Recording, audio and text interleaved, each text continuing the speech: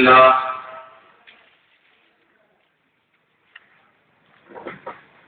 الحمد لله الذي أنعم على العالمين تقواه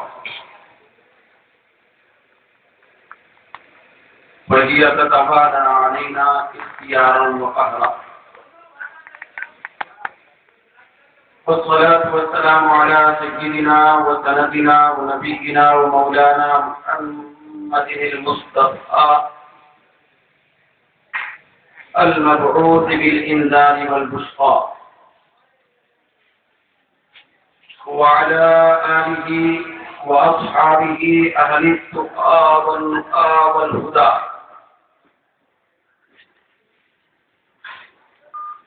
وخاصة على سندنا ومرشدنا وغوثنا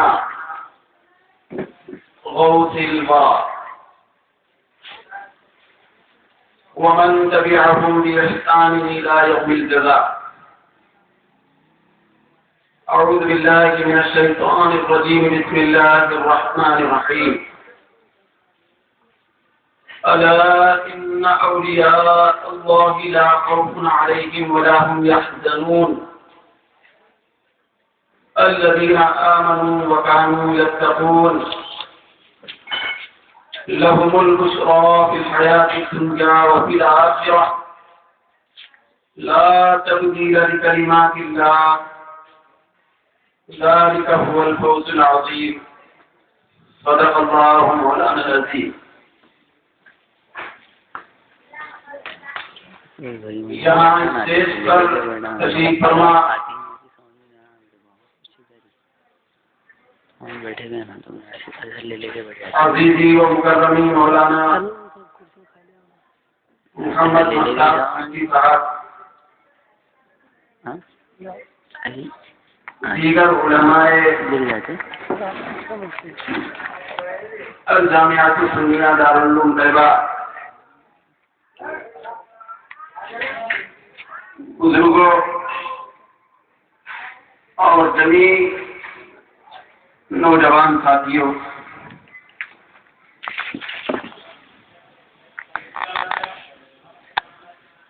جیسا کہ آپ ابھی مجھ سے پہلے ایک طویل بیان سننے کی سعادت حاصل کر چکے ہیں، اس میں اس بات کی وضاحت آپ کے سامنے آ چکی ہے کہ آج کا ہمارا یہ جلسہ خاص طور پر حضرت سید الاولیاء غوث الثقلین شیخ عبد القادر جیلانی رضی اللہ تعالی عنہ کے نام سے موسوم ہے، اور اللہ تبارک و تعالیٰ کے فضل و کرم سے سرکار غوثیت معاد کے برکات اور رحمتیں حاصل کرتے ہوئے یہ جلسہ اپنا سفر طے کر رہا ہے۔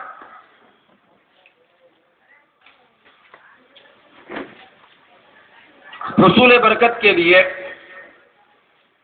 میں بھی آپ کے سامنے کچھ گزارشات کرنا چاہتا ہوں تاکہ سرکار غوث پاک رضی اللہ تعالی عنہ کا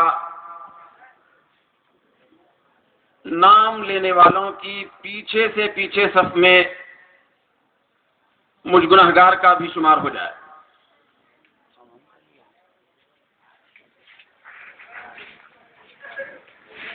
ابھی میں آپ کے سامنے 11ویں پارے کے 3 آیات پڑھنے کی سعادت حاصل کیا ہوں۔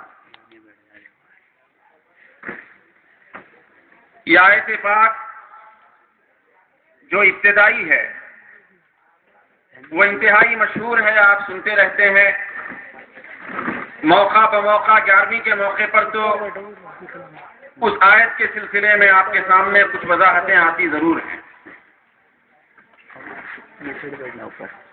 اللہ تبارک و تعالی ان 3 آیتوں کے اندر ترتیب وار انداز میں اپنے خاص محبوب ولیوں کی عظمت ان کی شان، ان کی پہچان اور ان کا انجام بیان فرمایا۔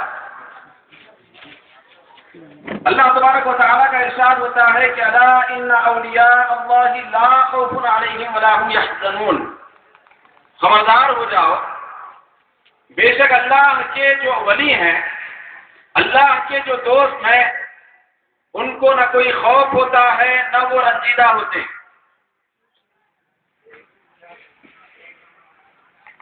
دوسری آیت میں اللہ تبارک و تعالیٰ فرماتا ہے کہ الذین آمنوا وکانوا یتقون،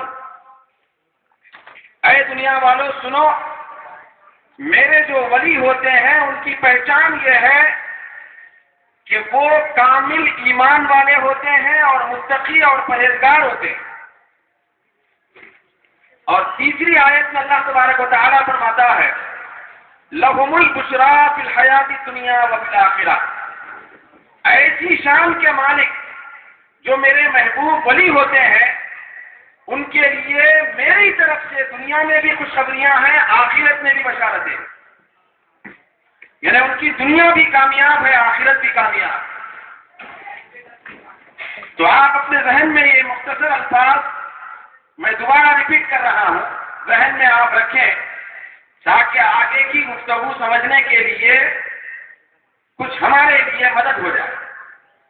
اللہ تبارک و تعالی ان تین آیتوں میں پہلی آیت جو ہے اس کے اندر اپنے ولیوں کی عظمت و شان بیان فرمایا، دوسری آیت میں اپنے ولیوں کی شناخت اور پہچان بیان فرمایا، تیسری آیت میں اپنے ولیوں کا انجام اور بشارت بیان فرمایا۔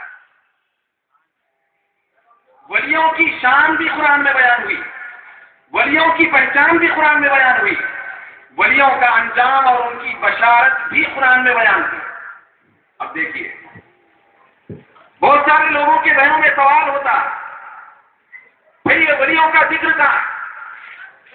یہ ولیوں کا ذکر لوگ خامخواہ جلسے کر کے بولتے ہیں، جیسا کہ ابھی آپ نے مہتاب چشتی صاحب سے بھی سنا کہ لوگ مختلف قسم کے اعتراضات اور سوالات کرتے ہوئے نظر آتے ہیں کہ ولیوں کی شان اور ولیوں کی پہچان اور ولیوں کے تذکرے قرآن میں کہاں بیان ہوئے، حدیث میں کہاں بیان ہوئے؟ تو دوستوں اور بزرگوں، یہ 11ویں پارے کی 3 آیتیں ہیں، اس کے اندر قرآن ہے، قرآن یہ اللہ کا کلام ہے۔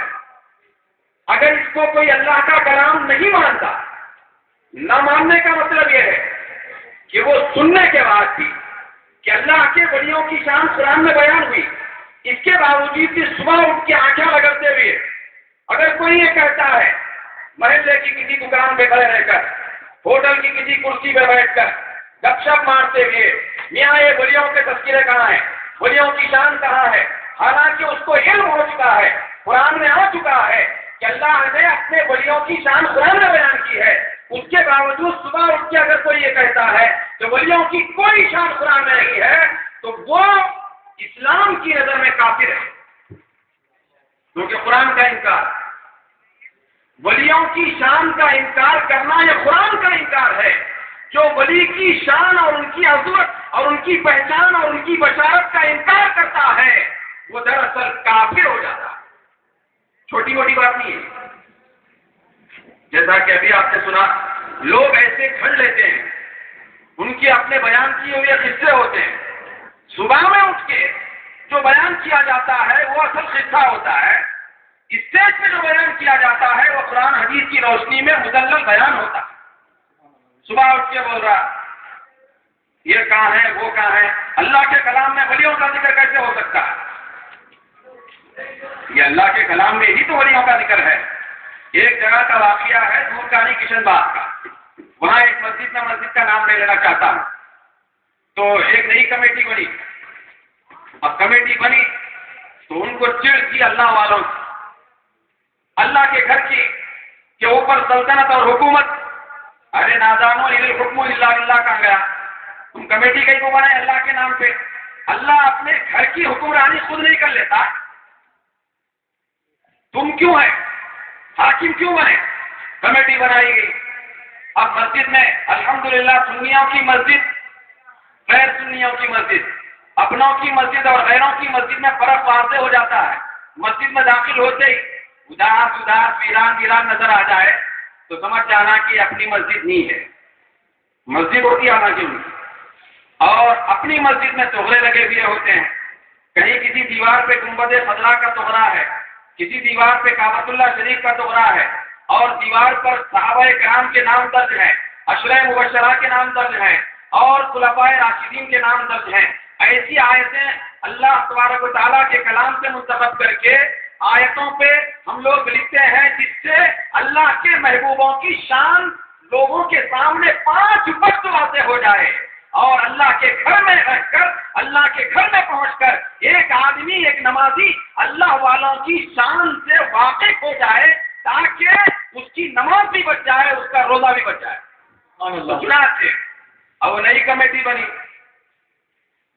جیسے ہی قدم رکھے وہ تغرا نکال کے پھینک دیے، یہ تغرا نکال کے پھینک دیے، یہ کیسے ہو سکتا ہے، یہ فلاں کا نام، یہ خلیفہ کا نام، یہ عشرہ مبشرہ کا نام، اور یہ فلاں یہ نامہ، یہ اللہ والوں کے نامہ، یہ پیغمبروں کے نامہ، یہ مسجد میں کیسے ہو سکتے ہیں؟ یہ اللہ کا گھر ہے، اللہ کے گھر میں بندوں کے نام ہے، یہ معبود کا گھر ہے، اس میں عبد کا نام، یہ اللہ کے گھر میں بندوں کا نام، بہت بڑا فرق ہے۔ اللہ کے گھر میں بندے کا نام۔ ایک آدمی تھا، انہیں زیادہ پڑھا لکھا بھی نہیں تھا، ایسی وہ جلسوں میں، سنیوں کی جلسوں میں اور صحبتوں میں وہ بیٹھا کرتا تھا۔ اس کا ذہن جو تھا علم کے نور سے تو منور نہیں تھا، لیکن عشق رسول کے نور سے منور تھا، کیونکہ جب تک آدمی علم کے پیچھے پڑے رہتا ہے تو دروازے کھلے رہ کے بھی بند رہتے ہیں۔ عشق رسول ایک ایسی دولت کا نام ہے کہ بند دروازے بھی کھلے معلوم ہوتے ہیں۔ سبحان اللہ۔ اب وہ اللہ کے محبوب کا پیارا عاشق، وہ سنا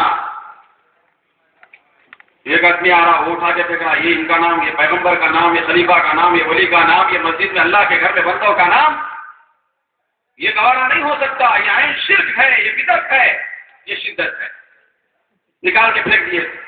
اب اس کو آیا، اس کا اچھا بھائی یہ کیوں نکال رہے ہیں؟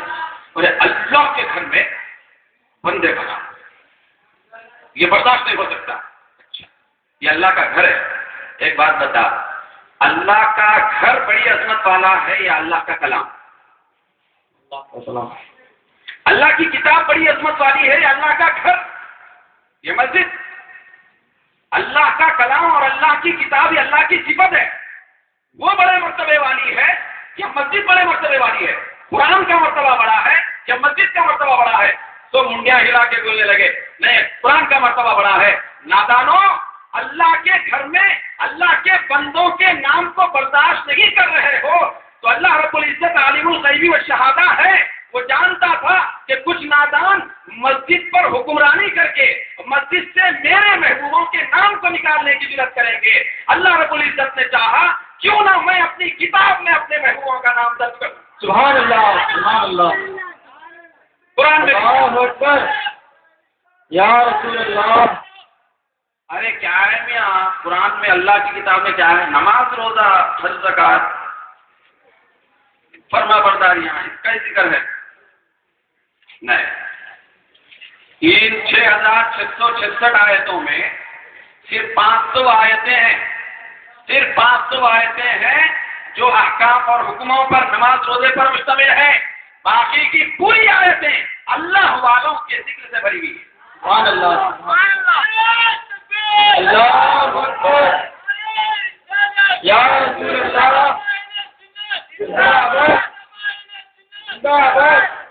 اللہ تبارک و تعالیٰ قرآن مجید میں اپنے بندوں کا ذکر کرتے ہوئے اپنے کلام میں اپنی کتاب میں اللہ تبارک و تعالیٰ ذکر کرتے ہوئے کہیں فرماتا ہے وَذْكُرْ فِي الْكِتَابِ مریم، اے دنیا والو میری مریم کا ذکر کرو، وَذْكُرْ فِي الْكِتَابِ ابراہیم، میرے ابراہیم کا ذکر کرو، وَذْكُرْ فِي الْكِتَابِ اسماعیل، میرے اسماعیل کا ذکر کرو، وَذْكُرْ فِي الْكِتَابِ ادریس، میرے ادریس کا ذکر کرو، وَذْكُرْ فِي الْكِتَابِ یعقوب، میرے یعقوب کا ذکر کرو۔ کہیں یعقوب کا ذکر کرتا ہے، کہیں اسماعیل کا ذکر کرتا ہے، کہیں اسحاق کا ذکر کرتا ہے، کہیں ابراہیم کا ذکر کرتا ہے، اور کہیں سارے لوگوں کو ملا کر وسلام علی المرسلین کہہ کر سارے رسولوں کا ذکر کرتا ہے، اور دنیا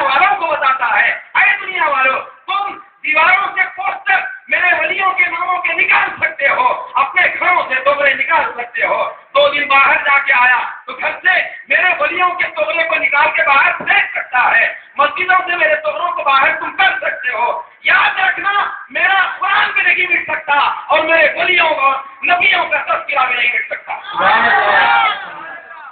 اللہ اکبر، یا رسول اللہ، یا غوث، زندہ باد۔ کچھ قرآن اور حدیث کے پڑھنے والے جاہل یہ بولتے ہیں قرآن ہم بولتے ہمارے پاس قرآن، ہمارے پاس حدیث، یہ لوگ ہاں خالی قصے لطیفے سناتے جی، 11ویں والے 12ویں والے، قرآن ہمارے پاس، یہ میں جب سے کیا پڑھ رہا یہ قرآن نہیں ہے۔ سارے نبیوں اور رسولوں کا ذکر کرتے کرتے اللہ رب العزت کہیں الیاس کا، کہیں یحییٰ کا، کہیں زکریا کا، یہ ذکر کرتے کرتے کرتے کرتے اللہ تبارک و تعالی سارے رسولوں کا ذکر ایک جا کر کے وسلام علی المرسلین کہتا ہے کہ کتنے نبیوں اور رسولوں کا ذکر کرو، اے دنیا والوں، اے غلاموں، میرے نبیوں اور ولیوں کے غلاموں، تم تنہا تنہا نام لے کر ذکر کرتے جاؤ، ذکر کرتے جاؤ، ذکر کرتے جاؤ، جب تھک جاؤ اور اپنی بساط بالکل ختم ہو جائے، اپنی صلاحیت ختم ہو جائے تو آخر میں سب کو ملا کر وسلام علی المرسلین کہہ کر سارے رسولوں پہ سلام بھیجا کرو۔ اسی طریقے سے ہے دنیا والوں، یاد رکھو جب ولیوں کے ذکر کی بات آ جائے مریم کا ذکر کیا کرو، اصحاب کہف کا ذکر کیا کرو، اور تنہا تنہا ذکر کرتے کرتے میرے ولیوں کا ذکر کرتے کرتے جب اپنی طاقت جواب دینے لگے تو الا ان اولیاء اللہ کہہ کر یکسو ہو کر جمع کر کے سارے ولیوں کا ذکر کیا۔ اللہ تبارک و تعالیٰ اس آیت میں سارے ولیوں کا ذکر کیا۔ اب دوستو قابل غور بات یہ اللہ تبارک و تعالیٰ اپنے ولیوں کا ذکر کرنا چاہتا ہے تو 2-3 باتیں ذکر کرنے سے پہلے اہم بیان فرما رہا قرآن میں ہے، کیا ہے؟ الا خبردار،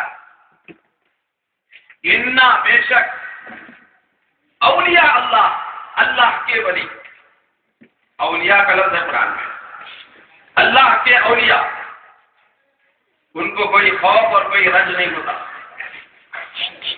اپنے ولیوں کا ذکر کرنے سے پہلے اللہ تبارک و تعالیٰ خبردار کر رہا ہے کہ خبردار، خبردار مطلب سنبھل کے بیٹھو، بے ادبی نہ ہونے پائے، زبان اعتراض نہ کرو، کوئی جرت نہ کرو بے ادبی کی۔ کیوں؟ اس لیے کہ یہ میرے ولیوں کا ذکر کر رہا ہوں۔ اللہ تعالیٰ قرآن مجید میں نماز کا ذکر کیا، آپ پورے قرآن کو پڑھیں، نماز کا ذکر کرنے سے پہلے یہ نہیں فرمایا اور مصلی ہے، نماز سجدہ ہے، نہیں فرمایا نماز کی عظمت اپنی جگہ برقرار، نماز کا رکوع اور اس کا خشوع خضوع اپنی جگہ برقرار، لیکن اللہ رب العزت نے نماز کا حکم دینے سے پہلے نہیں فرمایا کہ خبردار بے شک میری نماز ہے، ایسا نہیں فرمایا، خبردار یہ میرے گھر کا حج ہے، ثواب ہے، خبردار، خبردار روزہ ہے رمضان کا، اس میں اتنا بڑا بڑا ثواب ہے، خبردار یہ میرے قرآن کا ذکر اور اس کی تلاوت ہے، ایسا نہیں فرمایا۔ لیکن جب ولیوں کی بات آتی ہے اللہ رب العزت فرماتا ہے کہ خبردار سمجھ جاؤ یہ میرے ولیوں کا ذکر ہے۔ آخر اللہ رب العزت نماز کا ذکر کیا تو پھر خبردار کیوں نہیں کیا، اور نماز روزے کا ذکر کیا تو متنبع کیوں نہیں کیا، حج کا ذکر کیا تو خبردار کیوں نہیں کیا، ولیوں کا ذکر آتا ہے تو خبردار کیوں کرتا ہے؟ اس لیے کرتا ہے کہ نماز، روزہ، حج، زکات یہ پڑھے جانے والی چیز کا نام ہے، اور اولیاء کی جماعت ان نمازوں اور روزوں اور زکاتوں کو بچانے والی جماعت کا نام۔ نعرہ تکبیر، نعرہ رسالت، نعرہ غوث، غوث کا دامن، خواجہ کا دامن۔ اللہ کے اولیاء، اللہ نے قرآن میں کیا فرمایا؟ بولیے، اللہ کے اولیاء کو کوئی خوف نہیں ہوتا۔ اللہ تبارک و تعالیٰ یہ نہیں فرمایا کہ تمہارے اولیاء کو کوئی خوف نہیں ہوتا، تمہارے ولی کو خوف نہیں ہوتا، حالانکہ وہ ولی ہمارے بھی، ولی کی ایک نسبت ہماری طرف ہے، ولی کی ایک نسبت اللہ کی طرف، ولی کی ایک نسبت مخلوق کی طرف، ولی کی ایک نسبت خالق کی طرف۔ یہ دونوں طرف نسبت اس لیے اللہ رب العزت نے رکھا کہ ولیوں کا کام یہ ہوتا ہے کہ وہ خالق سے لیتے ہیں، مخلوق سے تقسیم کرتے ہیں، ادھر بھی ان کا تعلق ادھر بھی ان کا تعلق رہتا ہے۔ تو چنانچہ اللہ رب العزت یہ نہیں فرمایا کہ بس ولیوں کو خوف نہیں ہوتا، ایسا نہیں فرمایا. اللہ کے ولی کو کوئی خوف نہیں ہوتا. یہ اللہ کے اولیاء. اللہ اپنی ذات کی طرف اپنے ولیوں کی نسبت کیوں کیا؟ یہ کیوں کہا کہ میرے ولی، اللہ کے ولی، خدا کے ولی؟ ایسا کیوں کہتا ہے؟ کیونکہ ولی تو ہوتے ہی خدا کے، لیکن پھر بھی اپنا نام لے کر اپنی ذات کی طرف کیوں نسبت کرتا ہے؟ تو دوستو اس کی ایک خاص وجہ ہے. وجہ یہ ہے کہ بعض لوگ یہ سمجھتے ہیں کہ ولی محنت سے بنتے. لوگ ایسے بھی پیدا ہوئے جو ہے تو ولیوں کا مقام گھٹانے کے واسطے 4 دن 8 دن جمعہ نماز پڑھ لیتا، یا 40 دن نماز پڑھتا، 6 مہینے نماز پڑھتا، چلو 80 سال نماز پڑھ لیتا. نماز پڑھ لیتے انہیں کیا سمجھتا؟ میرے بھی ولی بولو بھائی، میں بھی ولی سے کم نہیں سمجھ رہا آپ کی کوئی بھی اپنے آپ. ولی نماز پڑھنے سے ولی نہیں بنتا، نادان نماز پڑھنے سے نمازی بنتا. ولی بھی نماز پڑھنا پڑتا ہے، یاد رکھیں نماز پڑھنا ہے، فرض ہے، لیکن صرف کوئی آدمی نماز پڑھنے سے ولی نہیں بنتا. زکات دینے سے زکاتی بنتا، خیراتی بنتا، مگر ولی نہیں بنتا. حج کرنے سے حاجی بنتا، لیکن ولی نہیں بنتا. ولی کس سے بنتا ہے؟ ولی کب بنتا ہے؟ اللہ فرماتا ہے اے دنیا والوں سنو، ولی بننا اپنی محنت پر موقوف نہیں ہے، ولی بننا میری ذات پر موقوف ہے. میں جس کو چاہتا ہوں ولی بناتا. اللہ فرماتا ہے اس لیے کہ اولیاء اللہ یہ اللہ کے ولی ہے. یہ محنت کے ولی نہیں ہے، یہ سیاست کے ولی نہیں ہے، یہ کوشش کے ولی نہیں ہے، یہ جد و جہد کے ولی نہیں ہے، یہ صرف نماز پڑھنے کے ولی نہیں ہے، یہ روزے کے ولی نہیں ہے، یہ صدقہ خیرات کے ولی نہیں ہے. اللہ فرماتا ہے کہ یہ میرے ولی. یہاں پہ ایک لطیف بات آپ اور بھی سنیں، ان کی عظمت ولیوں کی اجاگر ہو رہا ہے قرآن حدیث کی روشنی میں. اللہ تبارک و تعالی سارے بندوں کو پیدا فرمایا، انسانوں اور جنوں. قرآن مجید میں اس کا ذکر کرتا ہے. اللہ فرماتا ہے وما خلقت الجن والانس الا لیعبدون. میں نے انسانوں اور جنوں کو میری عبادت کے لیے پیدا کیا. اللہ کس لیے پیدا کیا؟ اپنی عبادت کے لیے. مجھ کو اپنی عبادت کے لیے پیدا کیا، آپ کو اپنی عبادت کے لیے پیدا کیا، مشرق والوں کو اپنی عبادت کے لیے پیدا کیا، مغرب والوں کو اپنی عبادت کے لیے پیدا کیا، جنات کو عبادت کے لیے پیدا کیا، تمام انسانوں کو عبادت کے لیے پیدا کیا، بشر کو ان کی عبادت کے لیے پیدا کیا، ہر ایک کو عبادت کے لیے پیدا کیا. لیکن دوستوں قربان جائیے ولیوں کی ولایت پر اور ان کی تاجداری پر اللہ عام بندوں کو اپنی عبادت کے لیے پیدا کرتا ہے اور ولیوں کو اور نبیوں کو اپنی ذات کے لیے پیدا کرتا ہے. ولی اور نبی معبود کے لیے ہوتے ہیں، عبادت کے لیے نہیں. اس کا یہ مطلب نہیں کہ عبادت نہیں کرتے، نہیں، وہ عبادت میں بہت زیادہ آگے ہوتے ہیں، عبادت میں بہت بڑے بے مثال ہوتے ہیں، لیکن ان کی جو تخلیق ہوتی ہے، ان کی پیدائش کی حکمت جو ہوتی ہے، وہ عبادت کے لیے نہیں ہوتی، وہ رب کی ذات کے لیے اپنے لیے بناتا ہے. وہ اللہ تبارک و تعالیٰ اپنی ذات کے لیے بناتا ہے. 16ویں پارے میں اللہ رب العزت حضرت موسیٰ علیہ السلام کے لیے فرماتا ہے وَاجْتَبَعْتُكَ لِنَفْسِي. اے موسیٰ ساری بنی اسرائیل کو عبادت کے لیے پیدا کیا ہوں، اور کو عبادت کے لیے پیدا کیا ہوں، فلاں کو عبادت کے لیے پیدا کیا ہوں. اے موسیٰ وَاجْتَبَعْتُكَ لِنَفْسِي، تجھ کو میں نے اپنی ذات کے لیے پیدا کیا. اللہ تبارک و تعالیٰ ولیوں اور نبیوں کو اپنی ذات کے لیے بناتا. اپنی ذات کے لیے بنائے جانے والوں اور عبادت کے لیے پیدا کیے جانے والوں کے درمیان میں فرق. ہم چونکہ عبادت کے لیے پیدا کیے گئے تو عبادت میں بھی ناقص ہیں. اب ہم کو 2 رکعت نماز پڑھنا بھاری لگتا. ارے کیا ہے جی، وہ لمبی گھر ہے چراغ امام صاحب، دکان کو جانا تھا، وہاں جانا تھا، یہاں جانا تھا. وہی بولنے والے لمبی قرات کا اعتراض کرنے والے مسجد کے باہر سلام پھیرنے کے بعد آ کے گھنٹوں بات کرتے بیٹھا. گران گزر رہا عبادت. کیوں؟ عبادت کے لیے بنے. اگر پڑھ بھی لیے تو کوئی کمال نہیں ہے کچھ حضور سے، عبادت کے لیے بنے. لیکن دوستو غوث پاک سے پوچھو کہ جو اس کی ذات کے لیے بنتے ہیں ان کا کیا کمال ہوتا ہے. سرکار غوث پاک کے بارے میں آیا ہے کہ 3 سال عراق کے جنگلات میں سرکار غوث اعظم کے ایسے گزرے کہ 1 سال صرف پتوں پہ آپ نے گزارا کیا عبادت کے دوران، اور 1 سال صرف پانی پہ گزارا کیا، پتوں کو بھی ہاتھ نہیں لگایا. تیسرا سال جب آیا پتوں کو بھی چھوڑا, پانی کو بھی چھوڑا, ایک قطرہ پانی حلق میں ڈالے بغیر 1 سال تک عبادت میں مصروف ہے. کیونکہ رب کے لیے بنائے گئے. عبادت مشقت نہیں رہتی, عبادت ایک بہت بڑا کیا کام نہیں ہوتا, کیونکہ رب کے لیے بنائے جاتے. یہی غوث پاک فرماتے ہیں. آپ فرماتے ہیں روزانہ مجھے فتوح الغیب آپ کی بے مثال کتاب ہے. شیخ عبداللہ محدث دہلوی رحمۃ اللہ علیہ اس پر تبصرہ کرتے ہیں. آپ بھی درج فرماتے ہیں, غوث پاک فرماتے ہیں اللہ تبارک و تعالیٰ روزانہ 70 مرتبہ مجھ کو پکارتا ہے اور کہتا ہے کہ اے عبد القادر واصطفیتک لنفسی, میں نے تیری ذات کو میری ذات کے لیے چنا. نعرہ تکبیر, نعرہ رسالت, نعرہ خیر. بیان تھوڑی دیر ٹھہرنا ہے. بولے یہ بھائی حدیث ہے غوث پاک جو فرمائے, غوث پاک کا فرمان ہے. حدیث ہونا حدیث قرآن کی آیت کہ میں نے آپ کو اپنی ذات کے لیے چنا ہے. قرآن کی آیت کا ہے, حدیث کا ہے. قرآن کی آیت ایک تو معلوم ہو گئی آپ کو سورہ میں آئے گی موسیٰ علیہ السلام کے لیے بطور خاص ذکر ہوا, لیکن یہ بات طے ہے کہ ذکر ایک کا ہوتا ہے, حکم عام ہوتا ہے. اور دوسری چیز یہ ہے, دیکھو آج کل بہت سارے لوگ حدیث حدیث حدیث حدیث کا رٹ لگانے والے بہت ہیں, لیکن ان کو حدیث کی گونگی نہیں معلوم, حدیث کا کچھ نہیں معلوم. وہ نام بھی رکھ لیتے اپنا اہل حدیث. اہل حدیث, اہل حدیث کا مطلب حدیث والے. ہم لوگوں کو بولتے یہ لوگ ہم بدعتی کام کرتے. ارے میاں وہ سرکار کے زمانے میں صحابہ کے زمانے میں جھنڈے لگانا کہاں تھا, لہٰذا بدعت کرے. آپ ان سے پوچھنا کبھی بھی سابقہ پڑھا تو تمہارا نام اہل حدیث جو ہے نا جماعت کا, صحابہ کی پوری جماعت گزری, 1 لاکھ سے زیادہ صحابہ تھے, تو اس وقت نام تھا جماعت کا اہل حدیث. تابعین کے زمانے میں اہل حدیث نام تھا, تبع تابعین کے زمانے میں اہل حدیث نام تھا. تمہارا نام بدعت, کام تو ہے, نام بدعت ہے, نام بھی بدعت. تو دوستو یہ غور سے سننے کی بات ہے. بہت زیادہ فتنے اولیاء اور انبیاء کے بارے میں فتنے پیدا کیے جا رہے ہیں, باضابطہ رپورٹنگ کی جائے,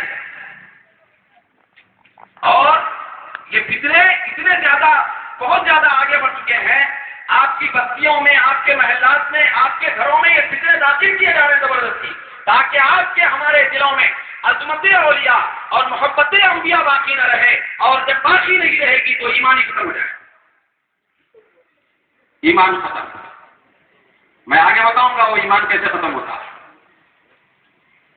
تو چنانچہ بہت سارے کام سرکار غوث پاک نے فرمایا. واصطفیتک لنفسی, اللہ فرماتا ہے کہ اے عبد القادر میں نے تجھ کو اپنے لیے چن لیا ہے, اپنے لیے مصطفیٰ بنا لیا, چن لیا ہے. اب اس پہ لوگ بولتے ہیں کہ یہ کہاں حدیث میں ہے, تو اہل حدیث کی ایک کتاب, اس کا نام صلاۃ الرسول ہے. کیا نام ہے؟ صلاۃ الرسول. یہ ایسی ان کے پاس معتبر کتاب ہے, گھر میں قرآن رہو نہ رہو یہ کتاب ہونا ضروری. صلاۃ الرسول ہر اہل حدیث کا فرض کو جانتا ہے, اسی پہ اس کی زندگی ہے, اسی کتاب پر. تو صلاۃ الرسول کے اندر ہے, اس کے اندر ہے کہ دیکھو بھائی نماز جب پڑھیں, نماز قاعدے میں جب بیٹھیں تشہد میں, تو اشہد ان لا الہ الا اللہ جو ہے نا, اس کے اوپر انگلی کا اشارہ نہیں کرنا, انگلی کو ہلانا. اور آپ لوگ دیکھے ہوں گے کہ ایک نیا فیشن نکل چکا ہے, مختلف لوگوں کو آپ دیکھ سکتے ہیں, ایک کا ہی نظر آتے ہلاتے رہتے ہوئے. یہ ہلانا نہ بخاری میں ہے, نہ مسلم میں ہے, نہ ابو داؤد میں ہے, نہ نسائی میں ہے, نہ ابن ماجہ میں ہے, نہ مسند امام احمد بن حنبل میں. ہلانا حدیث کے خلاف. بھائی یہاں کہاں ہے بخاری کی حدیث؟ اگر تو اس کے بارے میں کہ یہ انگلی ہلانا ہے, اس کے بارے میں بخاری میں اگر حدیث پیش کرا تو میں انگلی نہیں ہلاتا, پورا ہاتھ ہلاتا. یہ حدیث اپنی بات آئے, اپنی اختراعی مسائل آ گئے, اپنی طبیعت کے مسائل آ گئے, تو حدیث ختم. حدیث بول رہے, نہ قرآن کی ضرورت نہ حدیث کی ضرورت. یہ ہلانا کوئی بخاری میں نہیں ہے. سینے پہ ایسا یوں ہاتھ باندھنا بخاری میں نہیں ہے، بخاری اور مسلم میں نہیں ہے، بالکل نہیں ہے. تو یہ ہلانا، اس کے اوپر تبصرہ کرتے ہوئے وہ کتاب میں لکھا ہوا ہے کہ دیکھو اصل کیا ہے معلوم، یہ ہلانا اس بات سے ہے. دیکھو حدیث بھی نہیں، حدیث درج نہیں کی جا رہی، وہ ایک آدھ حدیث کا لفظ کہیں سے لیا گیا ہے، لیکن بخاری مسلم حدیث بڑی بڑی کتابوں میں کسی کتاب میں نہیں ہے سیاست کا. تو وہ ہلانا جو ہے نہیں، وہ کہیں کو ہلانا، تو اس میں لکھا ہوا ہلانا اس بات سے ہے کہ جتنے مرتبہ ہلے گا توحید کی اتنی مرتبہ گواہی ہو جائے گی. 8 مرتبہ ہلایا تو 8 مرتبہ گواہی دیا ایک اللہ ہونے، 7 مرتبہ گھمایا تو 7 مرتبہ ایک اللہ ہونے کی گواہی دیا. تو لہذا یہ کام ہو جا رہا ہے، توحید کی گواہی ہو جا رہی ہے. تو لہذا حدیث کی ضرورت نہیں ہے، حدیث بخاری میں نہیں ہے، مسلم میں نہیں ہے تو بھی چل جاتا. کیوں؟ اس لیے کہ ہلانا یہ توحید کی گواہی دینے کے لیے زیادہ سے زیادہ بہت اچھا ہے. تو یہاں حدیث کی ضرورت نہیں ہے، کیونکہ اپنا مطلب ہے کہ ہلانے میں یہ کہاں سے آیا، کون سی حدیث میں ہے کہ جتنے مرتبہ ہلائیں گے اتنے مرتبہ توحید کی گواہی ہوگی؟ کوئی حدیث نہیں ہے، کوئی حدیث نہیں ہے، اپنی طرف سے لگا لیے. تو یہاں تو تم لگا رہے ہو اپنی طرف سے یہ انگلی ہلانے کی بات. یہاں غوث اعظم فرماتے ہیں کہ وَاسْتَفَيْتُكَ لِنَفْسِي، اللہ مجھ سے فرماتا ہے کہ میں تجھ کو اے عبد القادر اپنی ذات کے لیے چن لیا. چننے کو استفا کہتے ہیں، مصطفیٰ چنا ہوا. دوستو غوث اعظم کی شان اتنی بے مثال ہے کہ اللہ تبارک و تعالی نبیوں کی جماعت میں جس طرح ہمارے نبی کو مصطفیٰ بنایا، بلا تشبیہ و تمثیل ولیوں کی جماعت میں غوث اعظم کو مصطفیٰ بنایا. نعرہ تکبیر، نعرہ رسالت. اور اسی طریقے سے نبیوں کی جماعت میں ہمارے نبی سارے نبیوں میں محبوب خدا ہے. کیا ہے؟ محبوب ہے، خدا کے محبوب ہیں. اسی طریقے سے سرکار مدینہ کے صدقے میں اور ان کے فیضان سے، ان کی اتباع کے صدقے میں غوث اعظم محبوب سبحانی. سبحان اللہ. ولیوں میں 2 محبوب ہیں، ایک محبوب الہی ہے، ایک محبوب سبحانی. سبحان اللہ. اور جو ان محبوبوں کے ساتھ رہتے ہیں وہ بھی اللہ کے محبوب بن جاتے ہیں، اور ان کا معاملہ بھی ان محبوبوں کے ساتھ ہو جاتا ہے. یہ بھی زبانی دعوانی ہے. بیہقی شریف ایک حدیث کی کتاب، اس کے اندر حضرت سیدنا ابو ہریرہ رضی اللہ تعالیٰ عنہ سے روایت آتی ہے. سرکار دو جہاں صلی اللہ علیہ وسلم نے ارشاد فرمایا، یہ لوگ جو بولتے ہیں بعض لوگ کہ یہ ولیوں کا ذکر کرنے سے، ولیوں کے ساتھ یا ان کی بارگاہوں میں جانے سے کیا ملتا ہے، کیا ملتا ہے؟ بس ملتا کیا ہے؟ حدیث میں بیان کیا گیا، یہ اللہ کے محبوب ہیں، جو ان سے وابستہ ہوتے ہیں وہ بھی اللہ کے پیارے بن جاتے ہیں اور ان کا معاملہ ان کے ساتھ ہو جاتا ہے. اور یہ حدیث میں موجود ہے. سرکار دو جہاں صلی اللہ علیہ وسلم فرماتے ہیں کہ ان عبدین کانا احدهما فی المشرق والآخر فی المغرب. سرکار فرماتے ہیں کہ 2 بندے تھے، دنیا میں رہتے تھے. ایک بندہ مشرق میں رہتا تھا، دوسرا بندہ مغرب میں رہتا تھا. کیا ہوتا تھا؟ وہ جو مشرق میں رہنے والا بندہ تھا وہ مغرب میں رہنے والے بندے سے محبت کرتا تھا. کیا کرتا تھا؟ حدیث میں آتا ہے محبت کرتا تھا. مشرق میں رہ کر اتنے بڑے فاصلے کے باوجود وہ مغرب میں رہنے والے نیک بندے سے محبت کرتا تھا، چاہتا تھا. قیامت کا جب دن ہوگا حدیث میں سرکار فرماتے ہیں اللہ رب العزت ان دونوں بندوں کو ایک کے بازو میں ایک کھڑا کرے گا. ایک مغرب میں رہنے والا نیک بندہ اللہ کا ولی، اس کو بھی کھڑا کرے گا، اور ایک گناہگار جو مشرق میں رہ کر اس سے محبت کرتا تھا اس کو بھی کھڑا کرے گا. اور کھڑا کر کے دونوں کے درمیان میں تعارف کراتے ہوئے فرمائے گا، اس گناہگار سے فرمائے گا اے بندے، دنیا میں تو جو میرے محبوب ولی سے محبت کرتا تھا، بن دیکھے محبت کرتا تھا، ظاہری صحبت کے بغیر محبت کرتا تھا، ظاہری رفاقت کے بغیر محبت کرتا تھا، آج میں میرے محبوب کے ساتھ اس کو کھڑا کرتا ہوں. اللہ فرمائے گا ھذا الذی کنت تحبہ فیک، یہ وہی ہستی ہے جس سے تو دنیا میں میرے خاطر محبت کرتا ہے. سبحان اللہ. محبت کرتا ہے. تو یہ بہت بڑا معاملہ ہوتا ہے. جو محبوبین کے ساتھ ہوتے ہیں ان کی محبت کرتے ہیں، ان سے محبت کرتے ہیں، ان کا حشر انہی کے ساتھ ہوتا ہے، ان کا معاملہ قیامت کے دن انہی کے ساتھ ہوتا ہے۔ تو اگر آپ سے یہ پوچھے کہ تم ولیوں کے ساتھ کیوں رہتے ہو، ولیوں کے پاس کیوں جاتے ہو، ولیوں سے محبت کیوں کرتے ہو، تو حدیث سے آسان جواب یہ ہے کیونکہ ان کی محبت قیامت کے دن ان کی صحبت عطا کرتی ہے اور ان کی صحبت جنت دلا دیتی ہے۔ اللہ تعالیٰ اس گناہگار کو بھی اس نیک بندے کے ساتھ جنت تک پہنچا دیتا ہے۔ اب ایک اور حدیث ہے، سرکار نے فرمایا کیونکہ ہمارے جو ولی ہیں، ہمارے جو رہبر اور مرشد اعظم ہیں، وہ محبوب سبحانی ہیں، وہ محبوب ہیں، وہ محبوب خدا ہیں، تو ان کی محبت ہم کو کتنی عظمت عطا کرتی ہے اس کا پتہ کریں۔ میں بات کو اختتامی مراحل میں لے جانا چاہتا ہوں۔ چنانچہ ایک حدیث شریف میں سرکار نے فرمایا، حضرت انس رضی اللہ تعالیٰ عنہ کی روایت، حضرت انس رضی اللہ تعالیٰ عنہ کی روایت، سرکار نے فرمایا، سرکار کی بارگاہ میں ایک صحابی حاضر ہوئے، حاضر ہو کے عرض کرنے لگے کہ یا رسول اللہ متی الساعۃ، تو قیامت کب ہے، قیامت کب آئے گی؟ تو سرکار نے ارشاد فرمایا ما اعددت لها، تو نے قیامت کے لیے تیاری کیا کی ہے؟ قیامت کے بارے میں تو تم پوچھ رہے ہو کب آئے گی، لیکن یاد رکھو کہ قیامت کے بارے میں تم تیاری کیا کیے ہو؟ تو صحابی عرض کرنے لگے کہ یا رسول اللہ صلی اللہ علیہ وسلم ما اعددت لها، میں قیامت کے لیے کوئی تیاری نہیں کیا۔ اس کا یہ مطلب نہیں سمجھ آیا کہ صحابی کے پاس قیامت کی تیاری عمل کے طور پہ نہیں تھی۔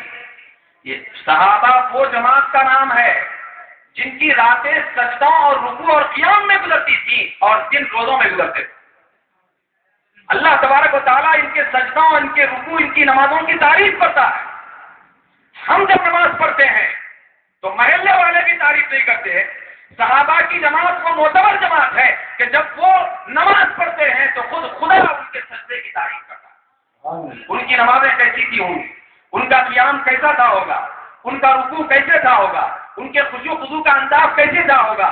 اللہ تبارک و تعالیٰ قرآن مجید میں فرماتا ہے تراہم رکعاً سجداً یبتغون فضلا من اللہ ورضوانا، یہ میرے محبوب کے صحابہ اور ساتھی ایسی بے مثال جماعت ہے کہ ان کے رکوع اور سجدے اور ان کے قیام اور ان کے قاعدے کی تعریف میں کرتا ہوں، محفوظ خود ان کی عبادت کی تعریف کرتا ہے۔ تو صحابی عاجزی کے طور پر عرض کرنے لگے کہ یا رسول اللہ میرے پاس قیامت کی کوئی تیاری نہیں ہے۔ یہ عاجزی کے طور پہ بولے، تیاری تو پوری تھی لیکن بھروسہ عمل پہ اور عبادت پہ نہیں، میں کوئی تیاری نہیں کیا۔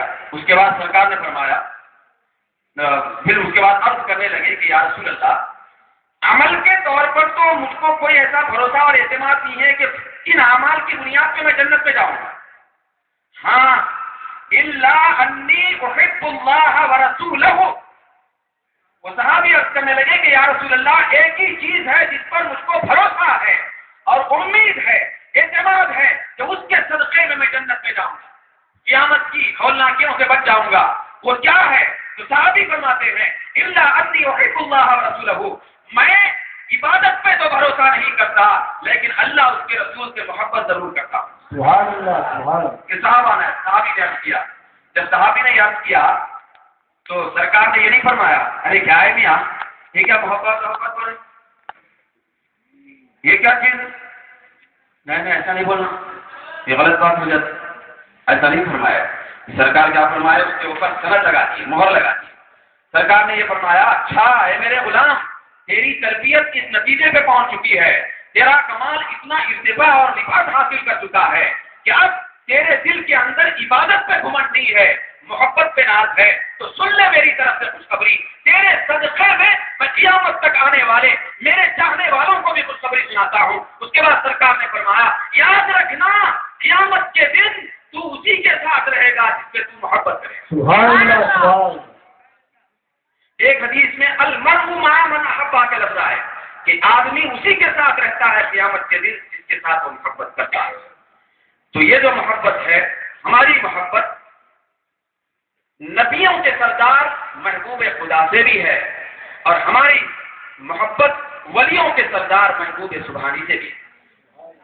یہ محبتیں انشاءاللہ تبارک و تعالی ہم کو اچھے نتیجے پہ پہنچائیں گے، کیونکہ قرآن مجید میں اللہ رب العزت ان ولیوں کے بارے میں ان کا مقام اور مرتبہ بتاتے ہوئے فرماتا ہے لَهُمْ مَا يَشَاءُونَ عِندَ رَبِّهِمْ، یہ میرے ولی میرے محبوب یہ ایسی باعظمت جماعت ہوتی ہے کہ قیامت کے دن اور لوگوں کی طرح یہ پریشان نہیں ہوں گے، بلکہ اللہ رب العزت ان کو یہ اعزاز عطا کرے گا، یہ عزت عطا کرے گا۔ قیامت کے دن رب کے سامنے یہ جو چاہیں گے رب وہی کرے گا۔ لَهُمْ مَا يَشَاءُونَ عِندَ رَبِّهِمْ، ان کے لیے وہی ہوگا جو بھی ان کے رب کے پاس چاہیں گے۔ لوگ بولتے ہیں ارے کیا ہے اپنے آپ کو بچانا مشکل ہے، قیامت کے دن تم کو کیا بچائیں گے؟ اچھا آپ کے پاس گارنٹی ہے کہ انہیں بچائیں گے؟ بول ہاں، ہمارے پاس نہیں ہے، قرآن میں ہماری اپنی بنائی ہوئی گارنٹی نہیں ہے، قرآن میں اللہ رب العزت فرماتا ہے لَهُمُ الْبُشْرَىٰ فِي الْحَيَاةِ الدُّنْيَا وَفِي الْآخِرَةِ، یہ میرے ولی ایسے بے مثال بندے ہیں ان کے لیے دنیا میں بھی خوشخبری ہے، آخرت میں بھی خوشیاں خوشیاں، یہ جو چاہیں گے وہی ہوگا، یہ قرآن میں آتا ہے۔ تو چنانچہ دوستو ہم عظمت اولیاء سے اپنے سینے کو معمور بھی رکھنا ہے، اور الذین آمنوا وکانوا یتقون کے تحت عظمت اولیاء کی برقراری کے ساتھ ان کے اعمال بھی اختیار کرنا ہے، عمل بھی اختیار کرنا ہے، نماز کی پابندی کرنا ہے، اعمال صالحہ اختیار کرنا ہے، اور اس کے بعد ان کے دامن سے ایسے مضبوط طور پر وابستہ ہونا ہے کہ آخرت کی بشارتیں اور خوشخبریاں ہم کو بھی ان کے صدقے میں میسر آ جائے۔ اللہ تبارک و تعالی ہم سب کو اپنے محبوبوں اور اولیاء کے صدقے میں ہمارے بڑے اور چھوٹے گناہوں کو معاف کر دے، اور اس جلسے کے انعقاد کے تصدق میں مولا یہاں کے جتنے کارکنان ہیں، محنت کرنے والے ہیں، حاضرین ہیں اور جو حاضر نہیں ہو سکے مولا سب کی مغفرت فرما دے، سب کے جائز امیدوں کو پورا فرما۔ وآخر دعوانا الحمدللہ۔ سبحان اللہ۔